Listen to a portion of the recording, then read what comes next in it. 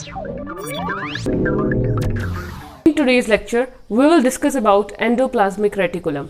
Okay, endoplasmic reticulum पहली organelle है जो हम डिस्कस करने जा रहे हैं. So, what is endoplasmic reticulum? It is a large network of membrane-bound tubes and sheets.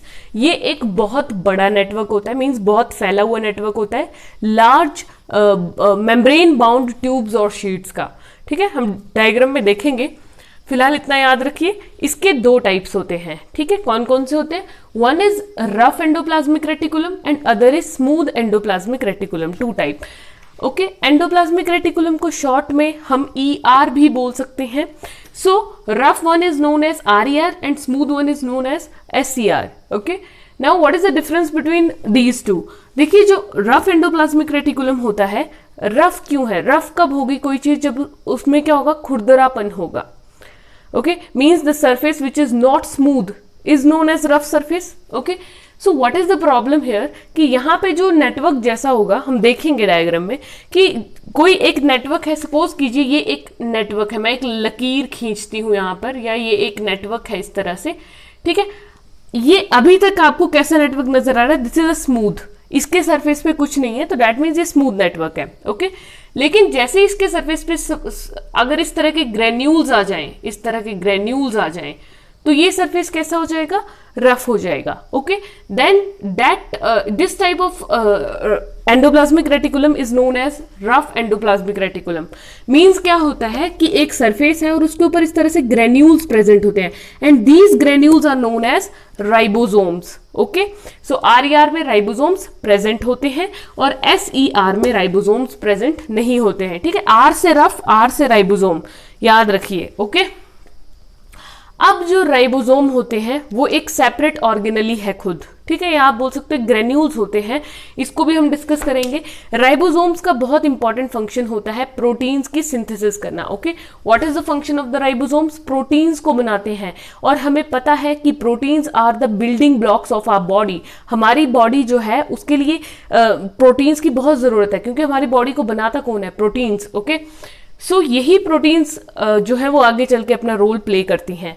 SCR की बात करें तो SER में राइबोसोम्स नहीं होते हैं. The surface is completely smooth. Okay, now लेकिन अब ये प्रोटीन की सिंथेसिस करता है RER, तो SCR क्या करता है? फैट्स की, या फैट्स को लिपिड्स भी बोलते हैं, तो फैट्स या लिपिड्स की सिंथेसिस करता है. ओके, अब इन दोनों का फंक्शन क्या है? जो प्रोटीन्स और फैट्स हैं उनके फंक्शंस क्या है? ये जो सिंथेसिस हो रही है, first function is membrane biogenesis.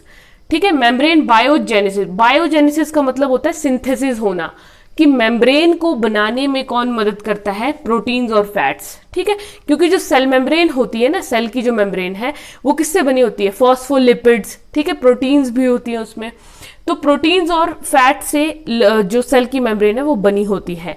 सो ये मेम्ब्रेन की बायोजेनेसिस करता है, मींस सिंथेसिस, उनको बनाता है, क्रिएट करता है. सेकेंड फंक्शन, जो प्रोटीन्स हैं वो एक्ट करती हैं एज एंजाइम्स. ठीक है, maximum enzymes are proteinaceous in nature in our body. Okay, and hormones. Hormones भी जो केमिकल्स हमारी बॉडी रिलीज करती है बहुत सारे एक्शन परफॉर्म करने के लिए, तो एंजाइम्स और हॉर्मोन्स की तरह भी ये एक्ट करते हैं. Okay, proteins and fats. Now what is the functions of endoplasmic reticulum?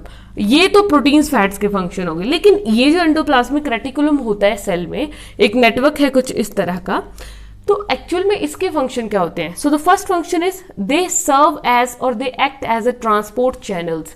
ये एक ट्रांसपोर्ट चैनल्स की तरह होते हैं. देखेंगे हम डायग्राम में क्या होता है कि इनका स्ट्रक्चर कुछ इस तरह से होता है. ठीक है, इस तरह से होगा, तो ये ट्रांसपोर्ट ऑफ सब्सटेंसेस भी करते हैं. ठीक है, साइटोप्लाज्म में प्रेजेंट होते हैं ये. ठीक है, तो ये ट्रांसपोर्ट करते हैं सब्सटेंसेस का along the cytoplasm. Okay, next is biochemical activities. बहुत सारी बायोकेमिकल एक्टिविटीज जो हैं वो यहाँ पर टेक प्लेस करती हैं. एंडोप्लाज्मिक रेटिकुलम में बहुत सारे ऐसे रिएक्शंस टेक प्लेस करते हैं जो कि सेल के स्ट्रक्चर को और फंक्शंस को मेंटेन करने में हेल्प करते हैं. Now, the third function is detoxification of many poisons and drugs. This is very important function. ये detoxify करते हैं, जैसे कई drugs का toxic reaction होता है, and poison तो होता ही toxic है, we all know. तो उसकी toxicity, poisons और drug की toxicity को smooth endoplasmic reticulum detoxify करता है, खत्म करता है, उसकी toxicity को treat करता है. Okay, so this was all about the endoplasmic reticulum.